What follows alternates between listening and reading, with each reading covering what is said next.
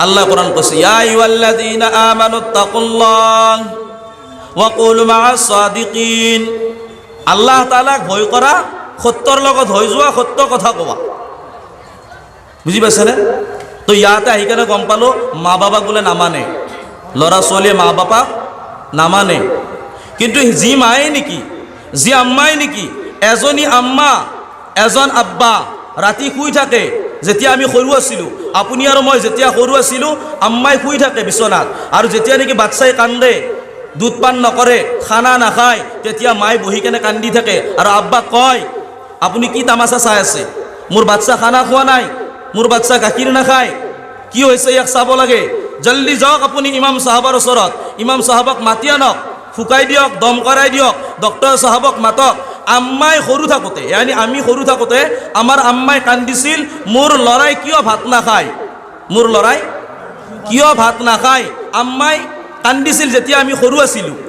কিন্তু এতিয়া দেখা যায় যি বাচ্চাই নেকি সৰু থাকোঁতে আম্মাই কান্দিছিল মোৰ ল'ৰাই কিয় ভাত নাখায়, আজি সেই ল'ৰাজন ডাঙৰ হোৱাৰ পিছত মাকে এতিয়াও কান্দে। কি বুলি জানে?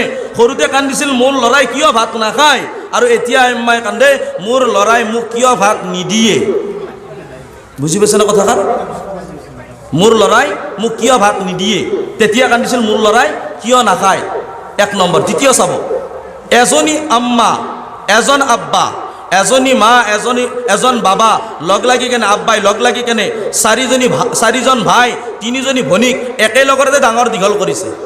একেলগতে আলহামদুলিল্লাহ। স্কুলত যাওঁতে কাপোৰ পিন্ধাই দিছে, খানা পিনা খুৱাই দিছে, অহাৰ পিছতো খিদমত কৰিছে ধুনীয়াকৈ। ৰাতি খোৱাৰ টাইমতো যেতিয়ালৈকে বাচ্চা খোৱা নাই তেতিয়ালৈকে আম্মাই ওচৰত ৰখি আছে, মহ মাৰি আছে, লেম্প ধৰি কেনে লাইট জ্বলাই কেনে আম্মাই ৰখি আছে। এজনী আম্মা এজন আব্বাই লগ লাগি কেনে চাৰিজন ভাই, তিনিজনী ভনীক একেলগত ডাঙৰ দীঘল কৰে সৰু থাকোঁতে। কিন্তু এতিয়া দেখা যায় চাৰিজন ভাই, তিনিজনী ভনী লগ লাগি কেনে এজনী আম্মা আৰু এজন আব্বাক পুহিবলৈ নোৱাৰে।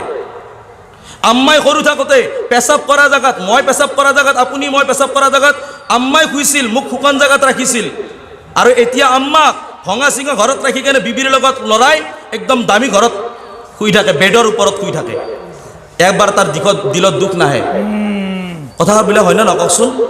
আর দ্বিতীয়তে কি কয় জানা? এহসান করে, এহসান। আল্লাহ কোরআন কৈছে ওয়া কাযা রাব্বুকা আল্লা তা'বুদু ইল্লা ইয়্যাহু ওয়া বিল ওয়ালিদাইনি ইহসানা। আল্লাহ তাআলার ইবাদত করি বলিছে আল্লাহ। এহসান কার লগত করি বলিছে? মা বাবার লগত। মা বাবাই যদি তোমাক এসাঁজ খানা দিয়ে তুমি দুসাঁজ দিয়ার কাৰণে চেষ্টা কৰা, মা বাবাই যদি তোমাক এযোৰ কাপোৰ পিন্ধাইছিল, তোমাৰ আম্মা আব্বাক তুমি বেছি বেছি কাপোৰ পিন্ধোৱাৰ কাৰণে চেষ্টা কৰা। যি মায়ে নেকি তোমাক ৰাতিপুৱা উঠি কেনে গৰম ৰুটি, গৰম আলু ভাজি বনাই কেনে টিফিনত ৰাখি কেনে আব্বাই স্কুলত ৰাখিব যায়, ইংলিছ মিডিয়ামত ৰাখিব যায়, হিন্দী মিডিয়ামত ৰাখিব যায়, সেই আব্বাই কিন্তু যেতিয়া নেকি বুঢ়া হৈ যায়, সেই ল'ৰাই কিন্তু আমেৰিকা, দিল্লী, মুম্বাই, কলিকতাত চাকৰি পাই কেনে তাত থাকে আৰু ল'ৰাক ফোন কৰে। মই এইটো কাৰণে কথাটো কৈছোঁ, দিনৰ ইলিম নিদিয়াৰ কাৰণে কিমান ক্ষতি চাব। দিনৰ ইলিম যদি বাচ্চাক নিদিয়ে কিমান ক্ষতি। আৰু পিছত যেতিয়া নেকি ল'ৰা বেলেগ ৰাস্তাত যায়, বেয়া ৰাস্তাত যায়, তেতিয়া ইমাম চাহাবৰ ওচৰত আহি কেনে কয়, ইমাম চাহাব তাবিজ এটা দিয়কচোন, মোৰ ল'ৰাটো বেয়া লাইনত গৈছে। আপোনাৰ ভুল। আপুনি সৰু থাকোঁতে ভাই চাহিদ আলিম দিয়া নাছিল।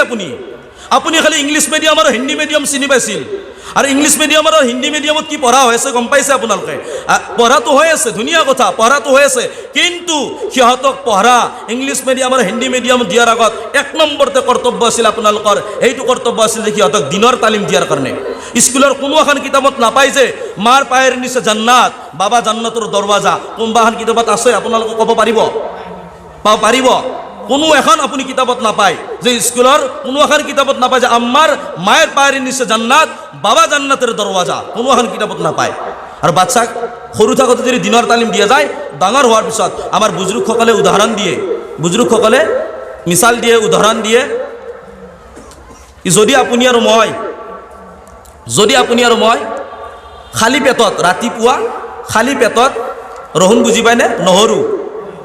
নহৰু যদি আমি খালী পেটত এটা কোহ ওলাই কেনে যদি খাওঁ খালী পেটত ৰাতিপুৱা, খোৱাৰ পিছত আৰু যদি আমি 10টা বা 11টাৰ পৰা যদি একেবাৰে বিৰিয়ানী, নাহাৰী, তাহাৰী, কৰ্মা যিমান আপুনি খায়, যিমান খাওক, আৰু কিন্তু ৰাতি ইয়ানি আপোনাৰ যেতিয়া নেকি ৰাতি ডাগাৰ আহিব, উগৰ আহিব, কিহৰ আহিব ন? সেইটো কিহৰ আহিব ন?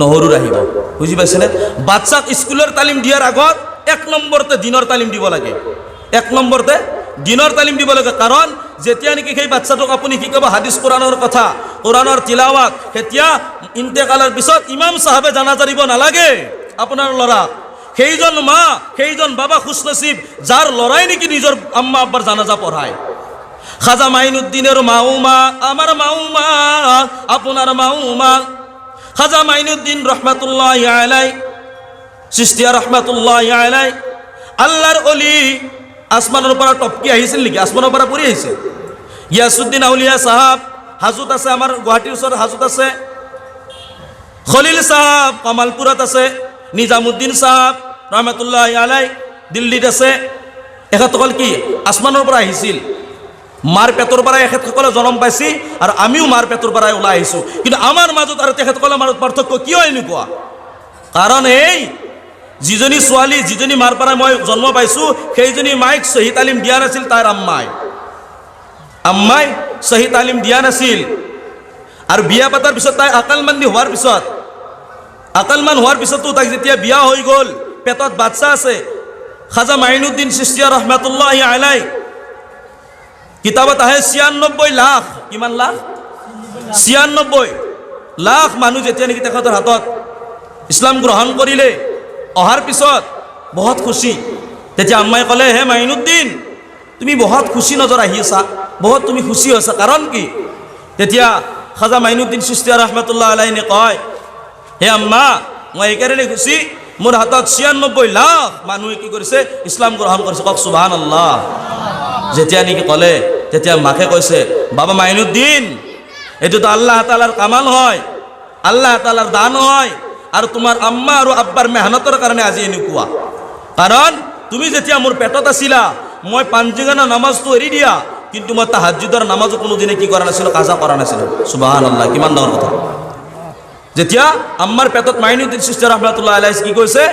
তুমি যেতিয়া মোৰ পেটত আছিলা তেতিয়া মই পাঁচজগানা নামাজটো দূৰৰে কথা কাজা কৰাটো কিন্তু মই তাহাজ্জুদৰ নামাজো মই কাজা কৰা নাছিলো আৰু যেতিয়া নেকি তুমি মোৰ পেটৰ পৰাই দুনিয়াত আহিলা আল্লাহ তাআলা দুনিয়াত আনিলে তোমাক মই এদিনো বেগাইৰ অজুৰ দ্বাৰাই দুধ পান কৰোৱা নাই অজু নকৰাকৈ মই কোনোদিন তোমাক এটোপাল গাখীৰো মই খোৱা নাই তো তেখেতৰ মাৰ পেটৰ পৰাই যদি আল্লাহৰ ওলি যদি জন্ম পাব পাৰে আমাৰ মাৰ পেটৰ পৰাই কিয় নোৱাৰাৰ কাৰণে বৰপীৰ সাহেব আব্দুল কাদিৰ জিলানী ৰহমাতুল্লাহি আলাইহি মাকৰ পেটত কিতাপত আহে 1 পাৰা নহয় 2 পাৰা নহয় 17 পাৰা হাফিজ হৈ কেনে দুনিয়াত আহে যেতিয়া নেকি অলপমান ডাঙৰ হ'ল তেতিয়া মাদ্ৰাসাত যেতিয়া দাখিলা কৰি দিলে মাদ্ৰাসাত দাখিলা কৰি দিয়াৰ পিছত উস্তাদে কয় বাবা তুমি পঢ়া বিসমিল্লাহিৰ ৰহমানিৰ ৰহিম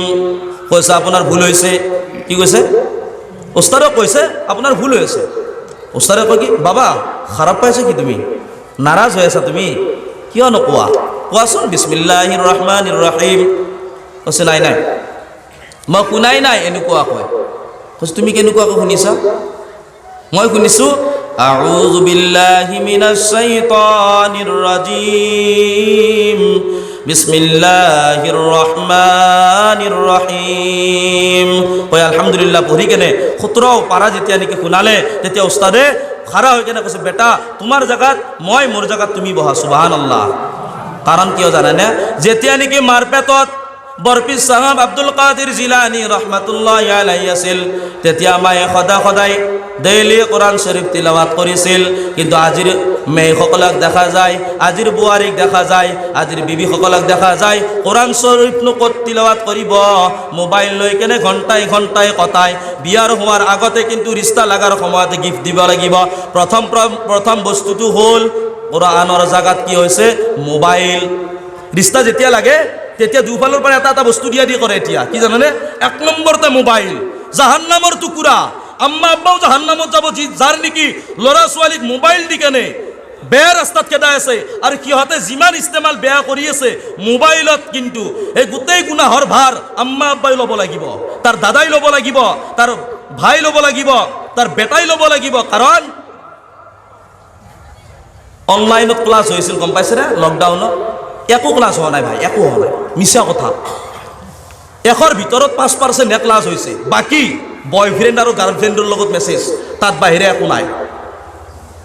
টেবুলৰ তলত মোবাইল লৈ কেনে ক্লাছ কৰি আছা। আম্মাই কয় কি বেটি তুমি কি কৰি আছা? কয় কি আম্মা মই ক্লাছ কৰি আছোঁ অনলাইনৰ ক্লাছ কৰি আছে।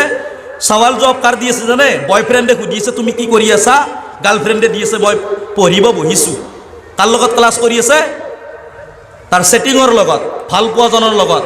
আৰু আম্মা আব্বাই ভাবি আছে কি মোৰ ছোৱালী বঢ়িয়া ক্লাছ কৰি আছে, নাম্বাৰ 1 মোৰ ছোৱালী পঢ়ি আছে। বুজি পাইছে না কথাষাৰ? একদম সত্য কথা হয় না নহয়? চলি থকা কথা। আৰু তাত চাই কেনে মোবাইলত চাই কি শিকিছে জানে? লিবাস ধুনীয়া হোজাইটো মই দেখিছোঁ মাশাআল্লাহ। ইউপিৰ দৰে ইয়াতো বোৰখা আছে, কিন্তু বোৰখাৰো ভাগ আছে। যি টাইট বোৰখা মৌলানা সাহাবৰ বিবি, আমিৰ সাহাবৰ বিবি, ইমাম সাহাবৰ বিবি, খাদিম সাহাবৰ বিবি, মাষ্টৰ সাহাবৰ বিবি, ইঞ্জিনিয়াৰ সাহাবৰ বিবি, যি বোৰখা পিন্ধিছে একেবাৰে গম পায় যে হাতত কি আছে, হাতখন কিমান ডাঙৰ, ভৰিখন কিমান ডাঙৰ, গোটেই গম পায়। সেই বোৰখা নেকি? হা, সেই বোৰখা কেতিয়াও হ'ব নোৱাৰে তেনেকুৱা বোৰখা।